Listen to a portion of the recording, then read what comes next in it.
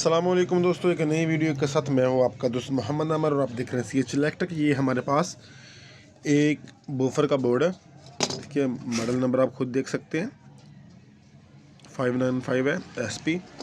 ठीक है, इसमें फ़ॉल्ट ये मेन फ़ॉल्ट जो था मैं आपके साथ शेयर करने लगा हूँ कि ये इसमें IC भी न्यू लगाए थे लेकिन फिर भी ये आवाज़ नहीं दे रहा था, साउंड नहीं दे रहा था। तो इसमें जो कॉमन फ़ॉल्ट मेरे पास आया मैं आपके साथ शेयर कर रहा हूँ। आपने IC जब उतारना है, उतारने के बाद आपने इसको ख़ास तौर पर चेक करना होता है कि यहाँ पर इसकी जो मेन पॉइंट वो ग्राउंड होता है।